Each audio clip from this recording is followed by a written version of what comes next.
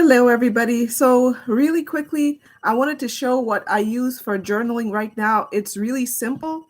I only have a few of what I use a lot, but this pen has all the different, if you can see all the different colors, that's one of the things that I use very regularly. And then I just got this journal that I use and I write things in them. And so today I wanted to talk about kind of throughout the year, there have been some things that were considered I would consider my favorite moments and things, and then some things this year that were not part of my favorite moments and things. Oh, something just came to mind that I need to write down. Um, Let me write that down. And favorite shows. So when it comes to my five favorite things and moments for this year, the recent interfaith service that I went to is one of my favorite things. So that's one of the favorite traditions. I don't know if I have hold on. Yes, I kept it right near me. So this is the interfaith service that's held by the Fort Bend Faith Group. Um, they're called the Fort Bend Faith Community, and the theme for this year was Together in Love and Friendship. And they had so many different religious groups there. They had the Sikh community, um, the Islamic Center. They had they had Horizon Baptist Church. They had the Congregation of Bethel. They had the JBB, and I hope I'm pronouncing it, Jain Society. They had the Christ Church of Sugarland. They had the Universal Buddhist Meditation Center. They had the Baha'i Faith um, community there. They had St. Lawrence Catholic Church, which is where it was held. They had the Hindus of Greater Houston. They had St. Martin's Lutheran Church. So my pastor actually did the closing. And then they have youth from faith communities. And so they had all of these groups there, and they had different portions of the service. But this is one of the Thanksgiving traditions that my family and I have now is we try to see when they're going to have the interfaith community service. And it's usually around like Thanksgiving, like the week before Thanksgiving or within that week of Thanksgiving. And so I try to leave that time open at work, and I kind of close down for the evening earlier than usual. And so that was a really wonderful experience for me this year. um, Becoming a volunteer. So with all of the news, about children in schools, and whether they're struggling with the academics, all the way to the worst ones, which is shooting and things like that in schools, I had thought to myself, okay, what are some things that I can do? So yes, I am a therapist by vocation, but the schools, some I did talk to the schools. I reached out to my local school district, and I said, okay, so what is something that I can do to help as a therapist that's in this neighborhood? And one of the things that they were saying is that the schools have contracted with free services. So they refer students who are struggling one way or the other to a free counseling service. And they are trying to figure out how to get regular talk therapy, regular play therapy going into schools. But some of what they're experiencing is resistance from parents. There are some parents who do not want their child to talk to a therapist. And so they're trying to figure out, even if the child, like the school says, okay, here's what this child has expressed, here are some of the issues that this child is having. Some parents are just not open to it. And so they're trying to figure out, how do they deal with that? Like, how do they get parents to see counseling as a tool, as something that would help their child, and things like that. So they don't have at this time just, counselors um, openly in the schools and things like that. But they do refer kids to free counseling services. They kind of give the parents the information, and then the parent has the choice of whether to call and get their child into that service or not. So what I was thinking, what can I do? And volunteering was something that came up. So you can volunteer in your local school district. The volunteer application was pretty simple. I thought I was going to have to do like fingerprinting and all of those things, but you don't have to do fingerprinting and all that necessarily, but they do a background check. So you have to when you fill out the form, the volunteering form, they have a portion there that you fill that so that they can do a background check. You check the box that says, yes, I know you're going to do a background check and things like that. It happened for mine was such a quick turnaround. I can't remember how quick I think it was like a day or two. And then I, got the email that said, hey, you've been assigned, because you choose your preferred schools. And they were like, hey, you've been assigned to this school. Please reach out to the school counselor and get started. So I got that email. I reached out to the school counselor. She told me, okay, here's a child. What times can you come in? So it's very flexible. It's all on your, it's all based on your schedule and things like that. And so I chose my schedule, and I've been meeting so far. Let's see, how often have I met with her? Maybe 4 times so far.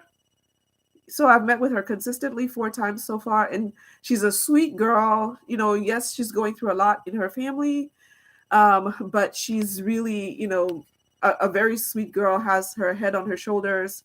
We're just working on emotion regulation skills and those kind of things. So you can make a difference in a child's life. It's an hour. So the expectation is that you volunteer for 45 minutes every week. I try to stay a little bit longer than 45 minutes. And then another thing too is when you volunteer in the schools, you get to see some things too. So when they had the book fair, I had told them, I wish you had let me know that the book fair was coming, because I could have helped volunteer with the book fair to kind of help move the lines along and, things like that. So you can always see more things that you could possibly do.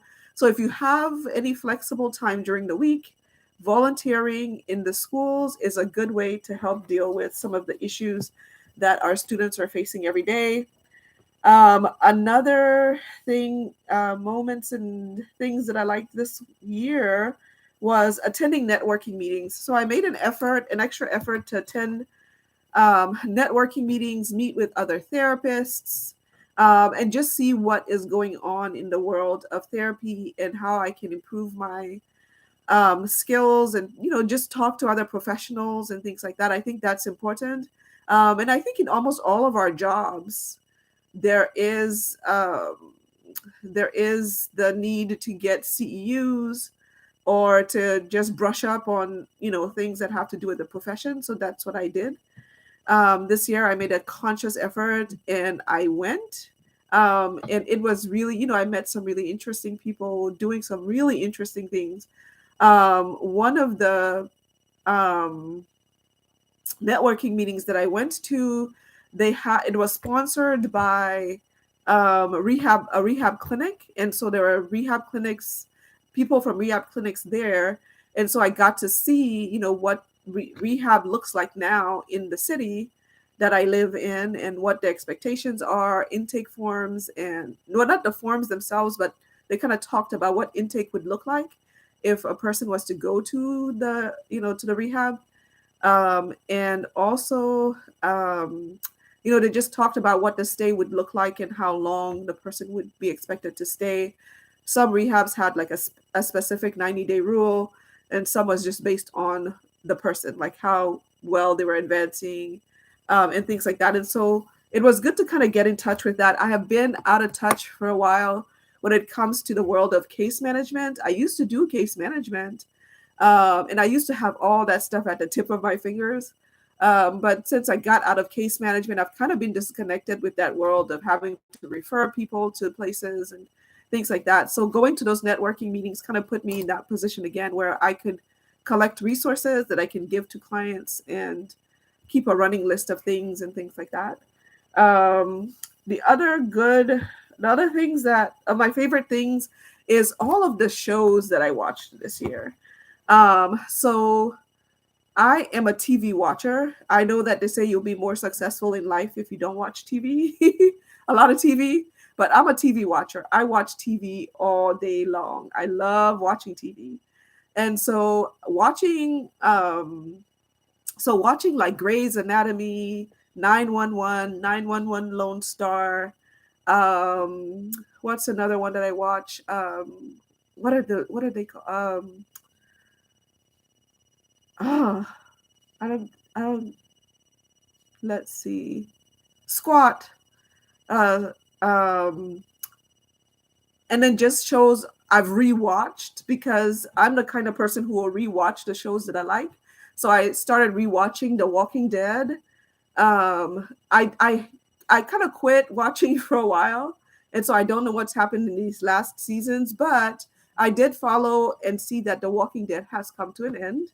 And I have not watched these latest, couple of seasons, but I started from the beginning, and in the early days, like the way back when kind of things. And so I'm enjoying, keeping up with that. And so I will probably get to the end, maybe by January. We will see. It depends on how fast I get through watching it. And then other little shows and, things like that I've been watching. But I'm an avid TV watcher, and I love using TV shows as analogies when I'm talking to people and trying to explain something. And so I've really been enjoying my TV shows and things like that. I usually wait till like Friday. Oh, The Good Doctor is another one. So I usually wait until Friday and I just binge about all of my shows. You know what I mean? And then I wait till the next Friday and then I just binge all of my shows, and things like that. But there's so many. Another one that came to mind is CSI Las Vegas. I love that show as well. And so I've just been watching, TV shows. That's how I wind down. That's how I relax, and different things like that. Some of my least favorite was getting sick. So in what month are we in? We're in December.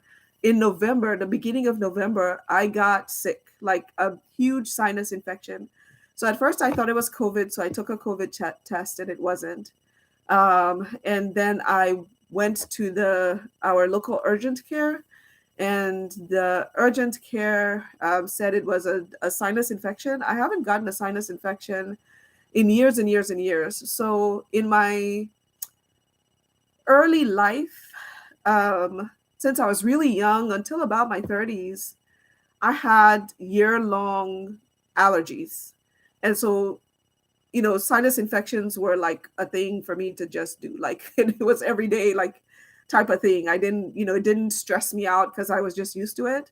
But, and I will say it's because I quit dairy. I don't know. In my brain, it's because I quit dairy that my sinus, my allergies have kind of gone away. As far as they are not year round, they are like in the springtime now, and they're not as severe at all. Like I can get through the day without even taking any Claritin or any of that kind of stuff. It's not as bad as it used to be. I used to live on antihistamines, like just live on them because it was just that bad. The only time I used to in the past experience any sort of relief was during the summer times, and things like that. But spring and winter, and it just used to, kill me. So the so now that I don't have those allergies, I haven't had allergies like that for a while. Getting that sinus infection took me down. I was not ready for it, and things like that. Um, Disturbing news stories. So the news stories, I do watch the news. I try not to, just consume the news, but I do try to keep up. And there have been so many disturbing news stories, that I'm hoping we will take a turn for the better, coming up here soon, because there are a lot of disturbing news stories that go around, and I'm hoping that we can all just learn how to treat each other fairly, learn the value of life, learn to be regulated and talk about our issues, and the things that we're facing and in things, because I think if you at the basic bottom line, we all want the same thing. It's how we get there seems to be like the biggest issue, where people are having all of these disagreements and things like that. So I'm hoping that at some point we'll get to the place where we can have civil conversations, we can work at our problems, and all these disturbing stories in the news will die down. Not understanding important software. So there is, so for a business, I got, some new software or upgraded software, I would say. And it was challenging. It was challenging to call customer service to figure out how to use this software, how to get it working for me, and things like that. So that was one of my least favorite moments. Um, Lacking the motivation to go for walks. This year, for some reason, the whole year have lacked the motivation to be able to go for walks and things like that. Last year, I was on it. Like, I was going for walks. I was, out there in nature and all this stuff. But this year, I've just lacked the motivation.